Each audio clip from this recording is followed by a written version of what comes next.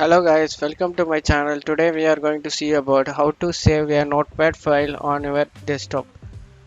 Go and right click on desktop like this, select new and text document, click on it.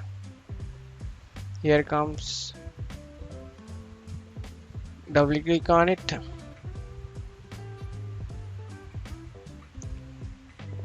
type anything if you want.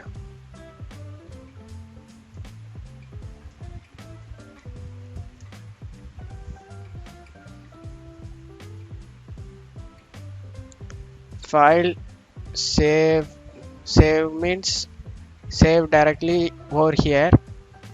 You click on save as means it will locate any other file from your disk.